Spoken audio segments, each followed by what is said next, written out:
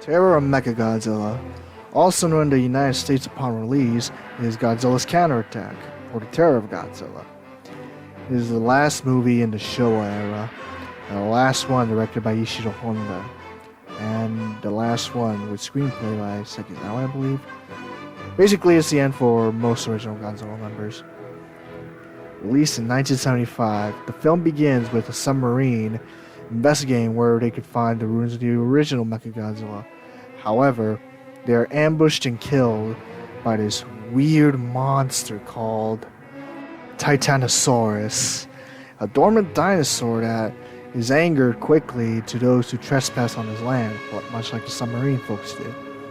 So, two friends that are working in the government are assigned to see what is this creature, does it have any relation with Godzilla, and why did it kill their crewmen on the submarine.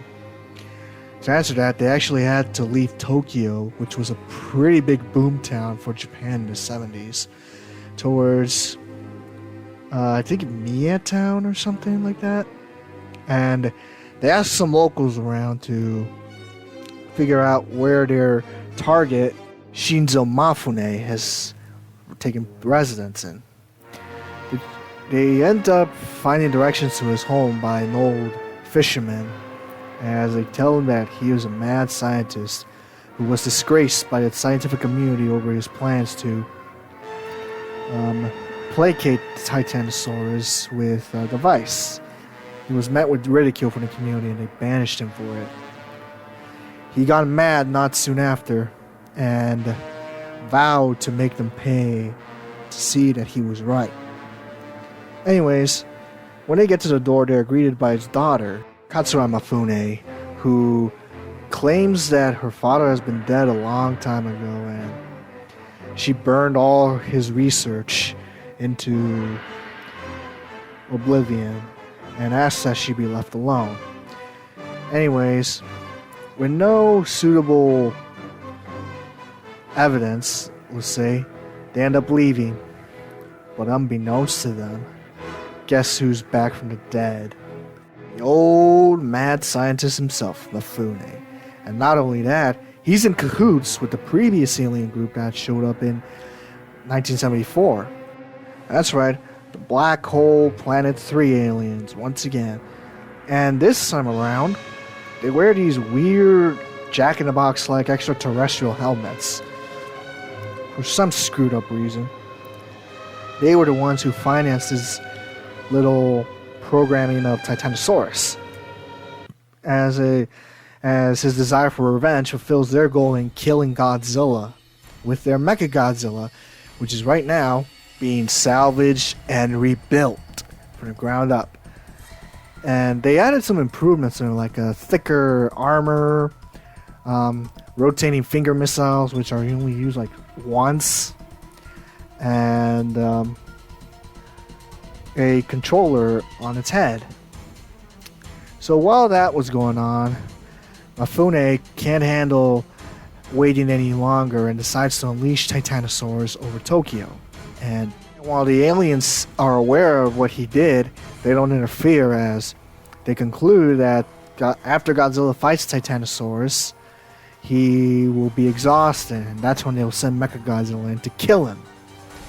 But unfortunately, though, things go a little bit offhand as the Interpol start to smell them again, and they start to enact a plan to stop it. And after a failed attempt on a submarine, due to them frantically pressing buttons to try and break themselves free, they discover that Titanosaurus has a weakness against supersonic waves, which is ironic because soon and unleashed, he'll get a supersonic beam. And they decide to code a programmer that can break the spell on him and make him go haywire so that Godzilla could kill him. And they were short on time as Titanosaurus wreaks havoc on Tokyo. But just before all seemed lost, one of the most epic Godzilla entrances ever takes place.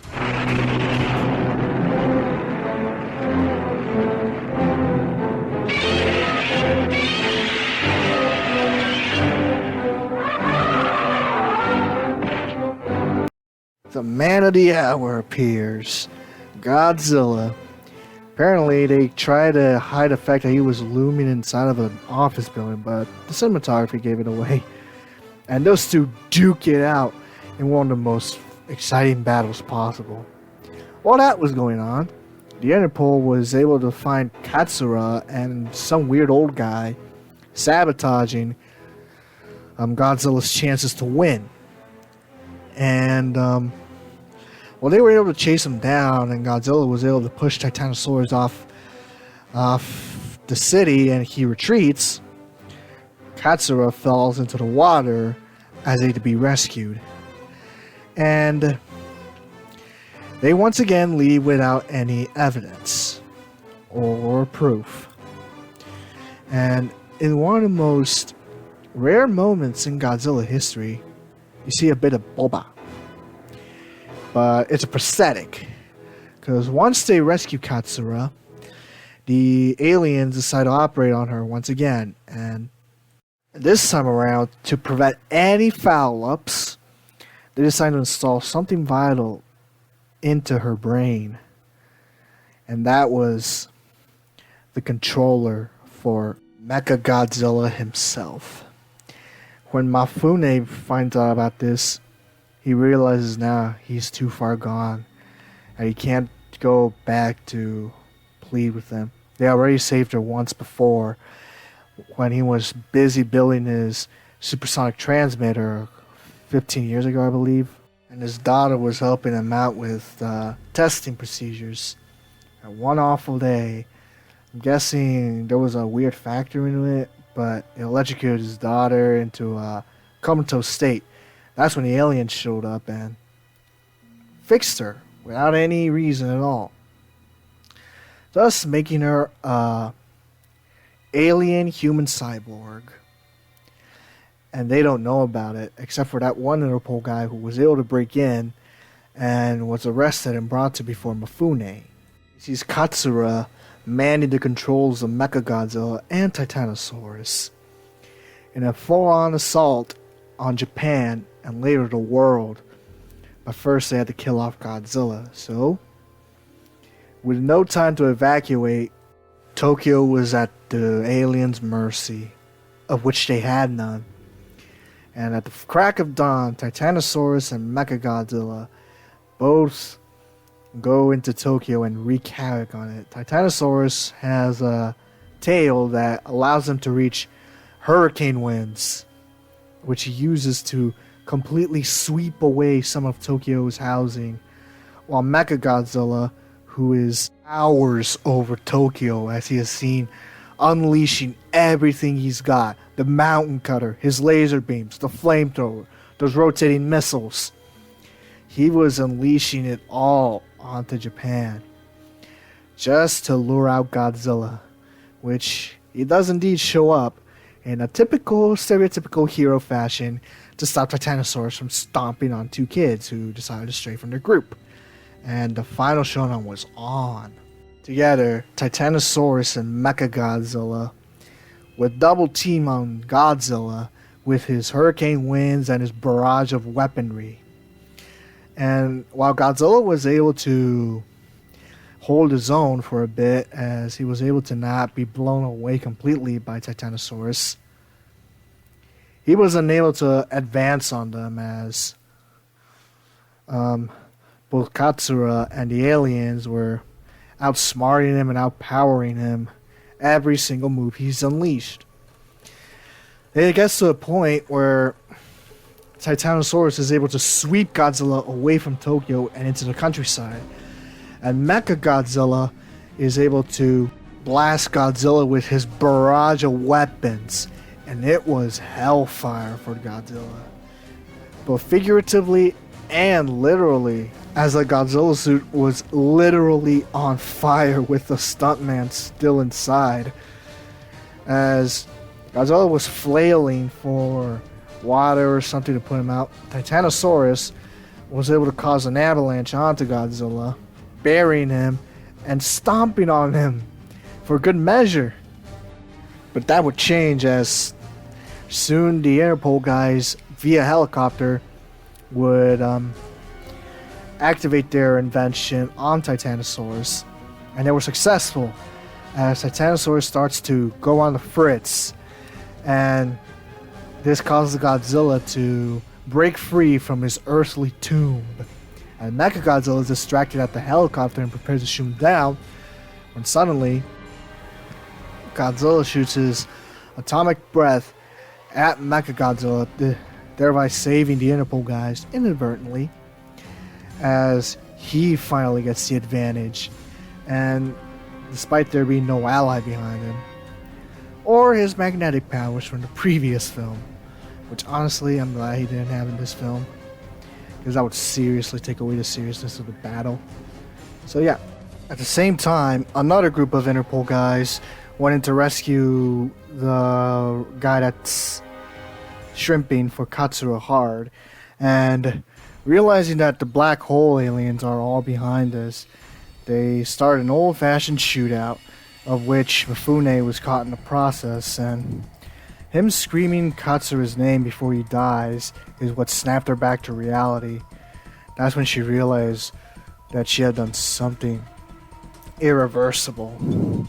She asks for the Interpol guy to kill her, but he refuses to, so she makes him pull the trigger on their space gun, and that finishes the job on Mechagodzilla. At the same time, Godzilla was able to twist off Mechagodzilla's head, only this time around, he is able to operate without the head, surprising him, as he is able to release that deadly laser a few times before Godzilla had enough, throws him into the same pit where he was buried in a few minutes ago, and blasts his atomic breath at him, finally defeating his robotic foe once and for all.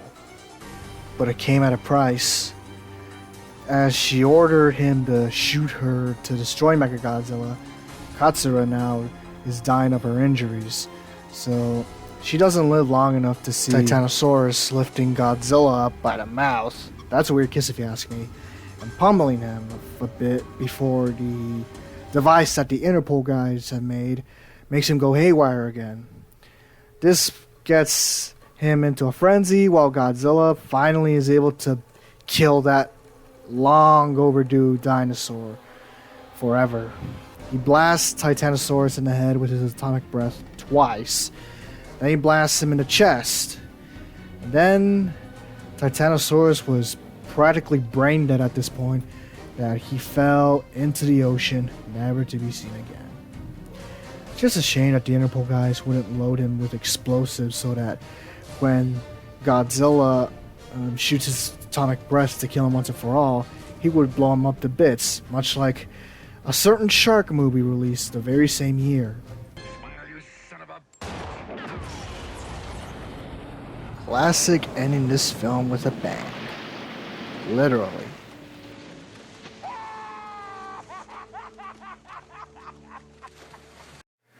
The Interpol guy's friend ends up catching up to him, and once he sees Katsura's dead body, that's when he knew.